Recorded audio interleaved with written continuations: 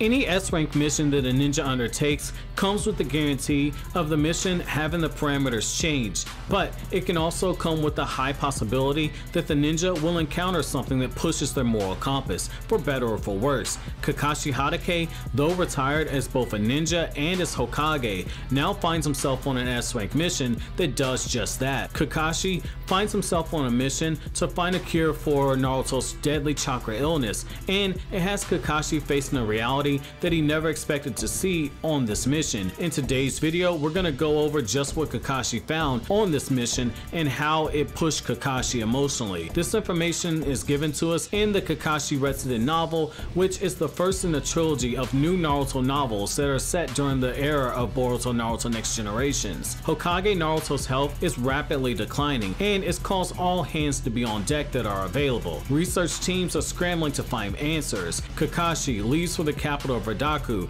to scour the land where the Sage of Six Paths once lived in order to find a cure for the illness that both the Sage of Six Paths and Naruto Uzumaki currently has. Later on in this timeline, both Sasuke and Sakura find themselves in Ridaku on a similar mission, which I've already begun to cover, and you can find those videos in my Sasuke Resident playlist. For Kakashi, a man who was once charged with overseeing the protection of Konoha citizens as well as their well-being, what he sees once he arrives in Ridaku hits him as hard as the Raikiri that he hit Rin in the heart with. It's a moment of vulnerability that shows us part of Kakashi's nurturing and softer side, which is something that I really love to see. What I'll do for you guys now is read the relevant passages from the Kakashi Resident novel and then come back to you guys with my thoughts. But before we begin, I want to thank Bethany Rose and Night Baron for their hard work for translating this novel word for word from Japanese to English. I can't stress how difficult of a task this is, so if you could please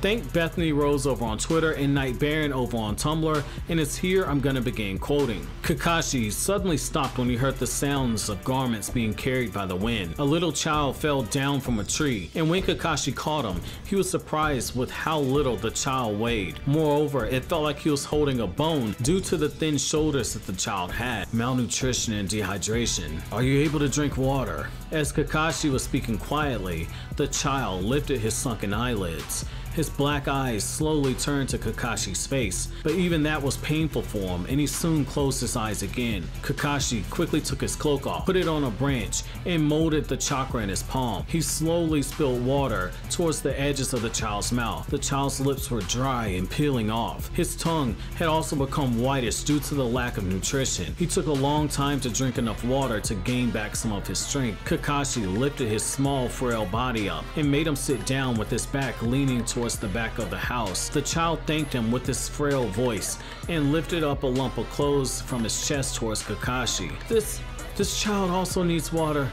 Please give some. The baby was wrapped in knitted clothes. However, he was already cold when Kakashi touched him. Kakashi quickly molded chakra and poured water into the baby's mouth. Most of the water was sucked into the dry clothes without much going into the mouth, but the child closed his eyes reassuringly. Where's this child's parents? Kakashi opened the door of a nearby house and saw that the room was tidy, but there was nobody there. What happened to this country? The town center was even worse. There were corpses that were somewhat crushed and covered with sand. Some old corpses had even turned black. The newer ones were scattered with watery spills from the inside. There was no corpse that seemed to be killed, and the remains of the corpses were left intact. On the road, Kakashi finally found an adult who was still alive miraculously, an old woman carrying hay. "You're not a resident of this area. Where did you come from?" asked the old lady while frowning. The information was confidential, and Kakashi couldn't share it. "Where are the other inhabitants?" Kakashi asked. The old woman sighed deeply. "I'm only answering you because I'm extremely tired and it takes me half a day to go home. We're extremely short of water ever since the king died." The king died? End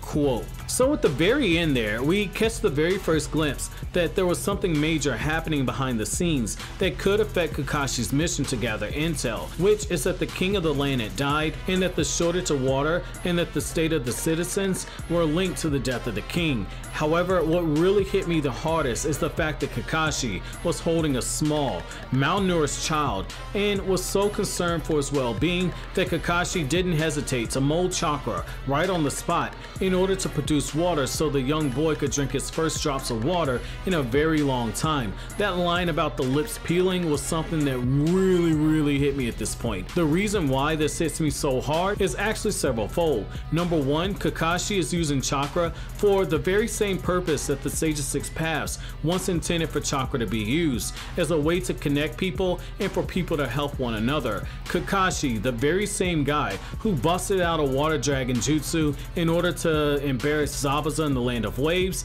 is now using water to give children water to drink. Also, Kakashi doesn't have any children, yet we see instinct immediately kick in when Kakashi holds the young boy in his arms and begins to tend to him. I love this scene because it shows Kakashi as a character has gone through so much and doesn't have a family of his own. But it's in this moment that I couldn't help but wonder just what could have been if Kakashi and Kaio were able to have a child together. For more information about Kakashi and Kaio's relationship, check out the video I have on Kakashi's tragic love story, which you can find in my After Naruto Shippuden playlist. Finally, this scene hit me really hard because Kakashi is a former Hokage, someone who had to look out after young children just like this young boy, and he's showing a part of the reason why he was the perfect person to be the Hokage. Being a leader isn't just about being the best or about being the strongest, it's also about having the intangibles and having a deep understanding of what it means to be human.